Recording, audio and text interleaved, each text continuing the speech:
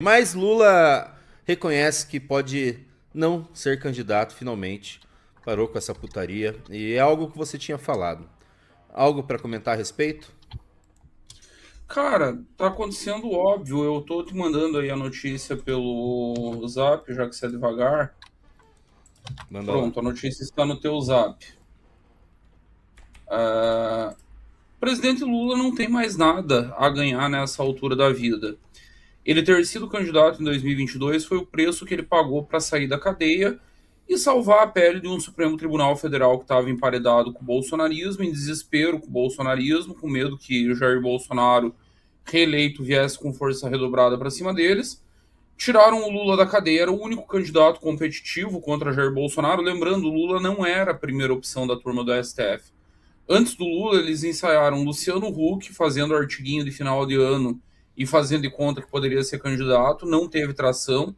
Nas melhores pesquisas, o Luciano Huck pontuou com o que Renan Santos já tem hoje. Depois eles tentaram com João Dória, esse basicamente pulverizou a própria carreira, depois de ser eleito com Bolsonaro, tentando ser o candidato anti-Bolsonaro. E aí, em desespero, como última alternativa para derrotar o Jair Bolsonaro em 2022, o sistema apelou para Lula. Qual que é a situação no momento? E não é de momento, é uma situação que vem desde antes das sanções, que não mudou estruturalmente com as sanções, a despeito que as manchetes disseram na época, e eu dizia que estava todo mundo maluco, que estava todo mundo surtando. Ele não tem popularidade suficiente para ir para uma reeleição tranquila.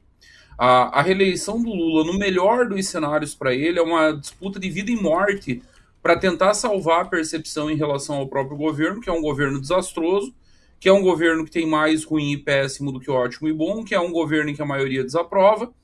Ele teria que ir para a eleição para tentar salvar a imagem desse governo que está ruim por 4 anos. Tipo, você não faz milagre em período eleitoral. Até tem um fenômeno recente que é o próprio Bolsonaro, que chega na eleição muito mal e que aí tem uma recuperação acelerada. Mas a recuperação do Bolsonaro ela não começa na eleição. Ela começou meses antes, quando a economia, que tinha ficado paralisada durante a pandemia, começa a se reaquecer. Aí o cidadão sente na ponta sinais de melhora e a avaliação do Bolsonaro vai melhorando aos poucos. Ele chega na eleição, ele tem um discurso para fazer. Qual é esse discurso? A economia só parou porque teve fechamento na pandemia, inclusive fui contra, e agora ela está se recuperando, então eu mereço que você me dê uma segunda chance. Eu mereço que você me mantenha. Por isso que o Bolsonaro conseguiu recuperar. O que o Lula vai poder dizer durante a eleição? O cidadão não tem sensação de melhora. Agora ele está nessa de vou aumentar mais imposto agora com o cigarro. E eu não sei o que passa na cabeça da galera da comunicação do governo, porque dizem que o Lula não anuncia mais nenhuma medida sem consultar a Sidônio Palmeira. O que eu imagino que passou nesse caso? Ah, mas se nós falar em aumentar imposto sobre o cigarro, é uma pauta cara ao eleitor evangélico, que é o eleitor bolsonarista. Cara, a única coisa que o eleitor vai ouvir disso é que vai ter mais aumento de imposto. Aí a outra, eu vi um vídeo antes de começar a análise, Júnior, do Pedro Rousseff, sobrinho da Dilma Rousseff, vereador lá em Belo Horizonte, deve vir candidato a deputado federal nessa eleição, e ele dizendo que o Lula vai acabar com as bets, outra pauta para tentar dialogar com o público evangélico bolsonarista. Esse público é indialogável, estou usando um neologismo aqui. Ele não vai conseguir entrar. Ele simplesmente não vai conseguir entrar porque, cara, você viola todos os valores desse grupo. Você banca uma Erika Hilton como cara pública do governo, como o governo fez ao longo de 4 anos. Tem uma Janja destroçando a imagem do governo junto ao público evangélico. Promove pauta woke, aí você está achando que vai meter imposto em cigarro e vai anunciar que quer acabar com as bets e os evangélicos vão esquecer de tudo, é tratar o eleitor como burro. Com tudo isso na mesa, o Lula, que é tudo menos burro, ele vai ler o cenário. Era óbvio que ele não seria candidato, sempre foi. Não foi nada genial meu. Ah, mas então por que ninguém mais bancou se era tão óbvio? O professor Olavo de Carvalho já dizia, no Brasil, falar o óbvio virou sinônimo de genialidade. Você perceber coisas básicas, você apelar para o senso comum na análise política, por exemplo, virou maluquice. As pessoas não querem acreditar na existência do senso comum. Daí, aliás, a propósito, a popularidade e teoria da conspiração. As pessoas no Brasil estão com uma facilidade muito maior em acreditar que existe um plano mirabolante, que existe uma seita secreta, uma cabala ultra secreta operando grandes negociatas, grandes acordos, acreditar no pastor Sandro Rocha e o Lula sendo substituído por clones, do que ler a realidade como ela é, um governo ruim, com baixa popularidade, com baixa aprovação, sem ter o que mostrar na campanha, e que, portanto, o cara não vai ser candidato.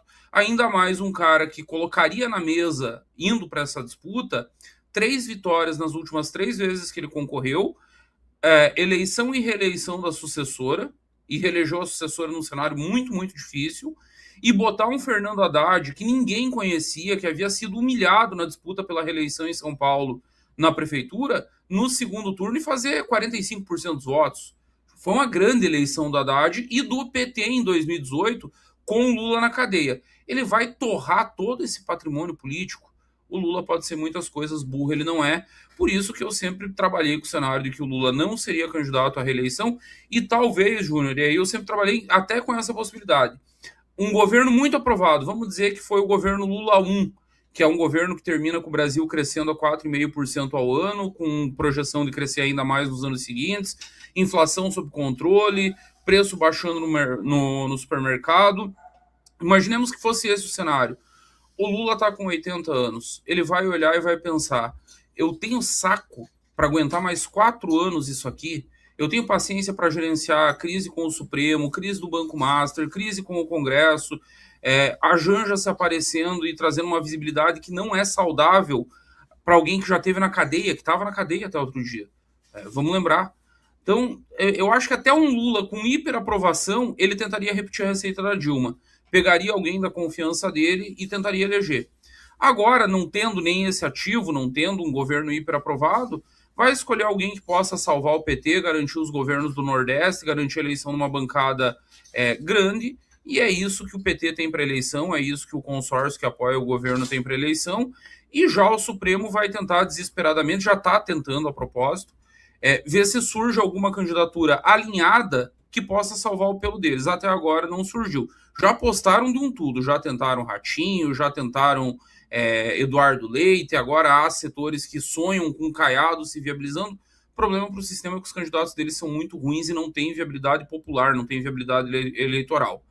O cenário é esse, e agora vamos ver o que acontece até a eleição.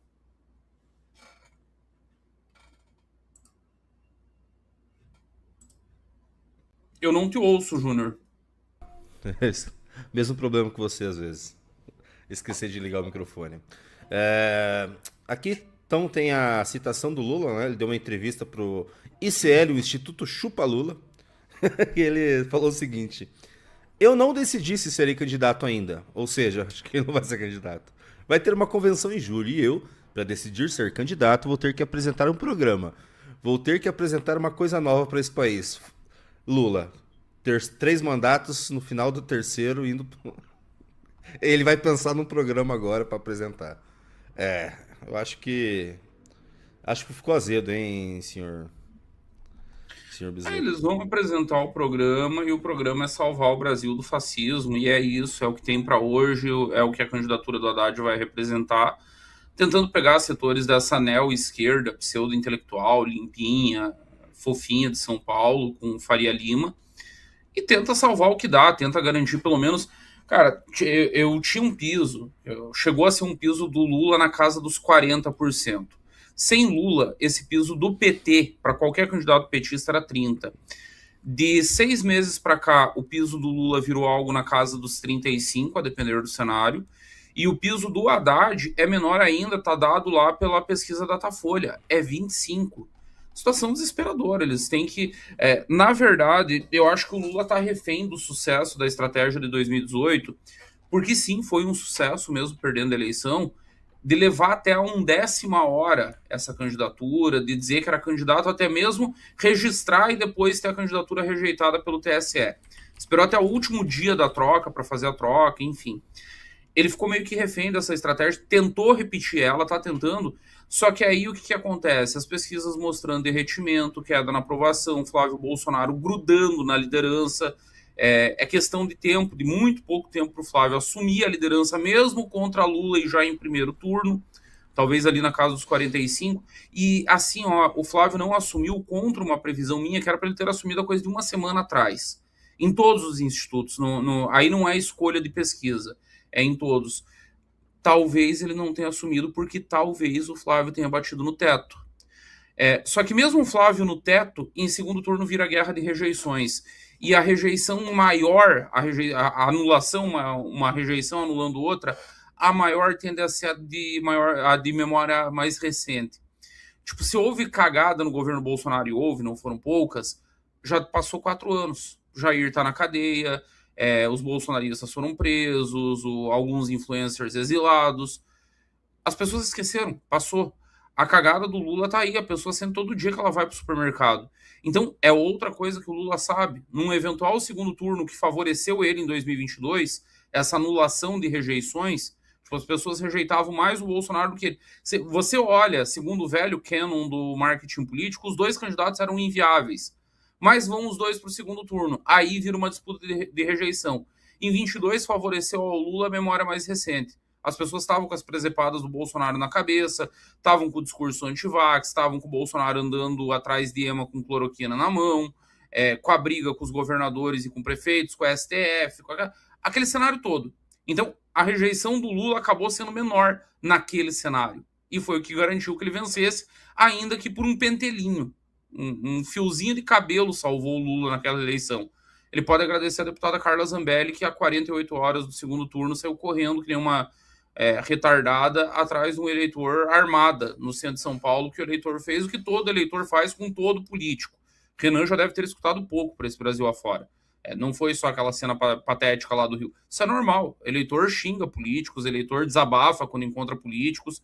E a louca surtou e saiu armada correndo atrás de um eleitor, e aquilo ali meio que é a diferença do Lula, cara. É a diferença que o Lula ganha a eleição em São Paulo, não é no Nordeste, até porque Bolsonaro teve um desempenho maior em 2022 no Nordeste em relação ao que teve em 18. Onde que ele piora? São Paulo, maior colégio eleitoral do país, e piora muito, e o Lula vem com um desempenho muito melhor do que o Haddad teve em 2018 em São Paulo. Dessa vez tudo joga contra, e para eles vai restar tentar manter o próprio campo político, usar a máquina do governo. Sinceramente, não sei mais muito o que resta, Júnior. Eu tenho relatos de dentro do governo, nessa dança das cadeiras, aí que saiu todo mundo que vai ser candidato. Cara, tem órgãos que já estão sendo basicamente saqueados pela galera nova que entrou. Que é uma sensação, e Brasília tem muito esse feeling, tá? Quem tá acostumado com o governo sente quando a merda tá vindo. É a sensação de vamos tirar tudo que der agora e vamos fazer o catarrapa, porque em dezembro nós vamos embora. Se tá esse clima, esquece. Periga derreter a campanha, e acho que um dos cenários menos prováveis com os quais eu trabalhava há 6 meses atrás está se tornando o cenário mais provável para a eleição.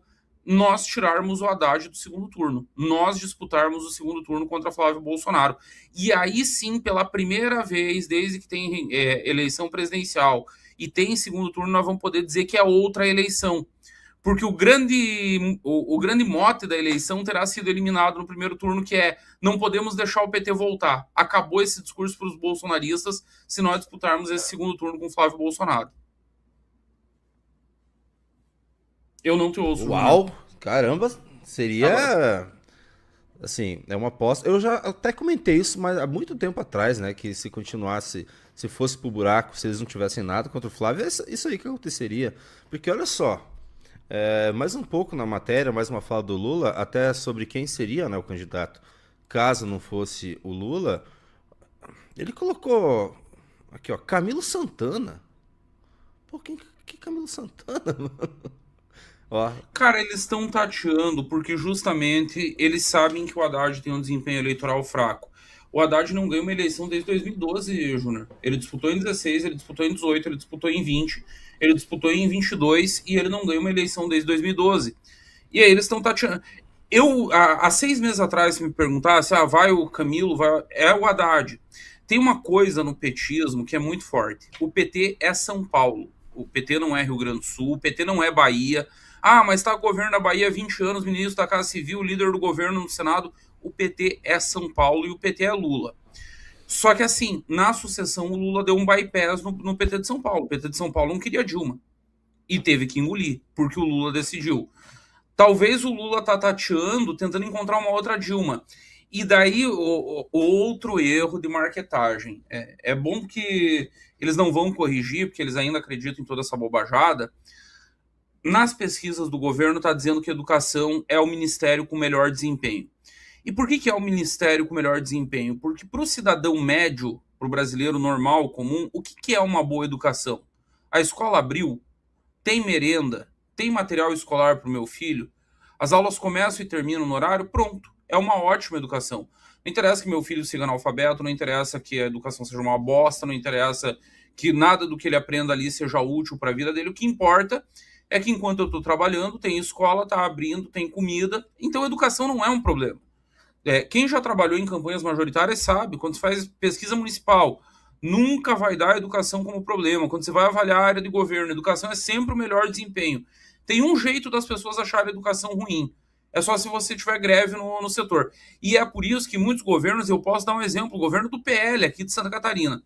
O governo do PL iniciou o Jorginho Melo com um quadro que eu gostaria de ter ele como ministro da Educação do governo Renan, Aristide Simadon. Aristide Simadon foi presidente do sistema CAF, um sistema de universidades comunitárias. Não é exatamente privada, mas não é pública. Elas são comunitárias, são fundações mantidas por empresários, mantidas pelas comunidades locais.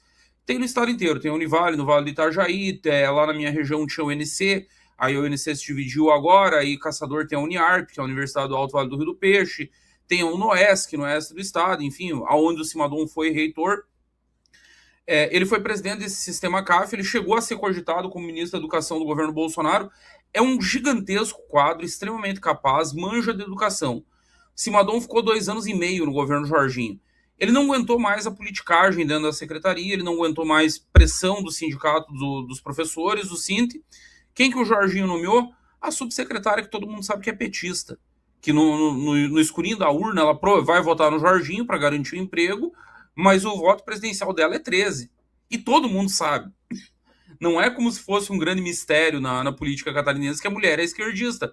Por que ela está ali? Para manter o sindicato feliz, para não correr risco de greve. Em não tendo greve, as escolas funcionando, ninguém reclama de educação. Mas a marketagem petista está olhando, não, o ministro que tem um bom desempenho é o Camilo, então vamos com o Camilo porque nós vamos dizer que ele vai defender o legado da educação. Aí, esse papo do Lula aí, um novo projeto para o Brasil, qual que é o nome? Cara, eles estão falando desse projeto da educação desde a Dilma. Lembra que a Dilma, o slogan do governo era Brasil, Pátria Educadora? Eles estão tentando requentar. E o seguinte, voltando então nesse posicionamento que você falou o seguinte, duas coisas, né? Num cenário apocalíptico desse para o PT, poderia ser realmente um Renan Santos contra Flávio Bolsonaro. Por quê? Porque o Renan Santos, a gente vai ver agora, tá mesmo em pesquisas que davam ele com nada. Elas estão tendo que ajustar, né? Fazer a sintonia fina, porque elas já estão se distanciando demais das pesquisas sérias, né? Sim. Então eles vão ter que aumentar o Renan. A gente vai ver agora. Outra estagnação do Flávio, que ele... Estagnação não, né? Que ele teria atingido um teto. Ele até perdeu, né? Segundo essa pesquisa que a gente vai ver agora, acho que é a meio. Porque eles deram demais na anterior. Cara, eu juro por Deus, eu nunca usei meio ideia em nenhum momento dessa eleição no meu modelo, nas minhas análises, porque todo mundo sabe de onde vem. Tipo, é público. É do Dória, né? É tipo Veritá. É tipo Veritá. O Veritá, sempre que alguém vem me falar, você viu a pesquisa Veritá? Eu pergunto, eles estão avaliando o resultado, a avaliação do governo Bolsonaro, porque ele foi reeleito com 10 pontos de vantagem sobre o Lula. Queria saber como é que tá o governo Bolsonaro. O 2. O Veritá colocou o Flávio Bolsonaro em primeiro no Maranhão, né, cara? Você fica, pô, Veritá, não força, cara. Não, até falaram, nossa, o Renan apareceu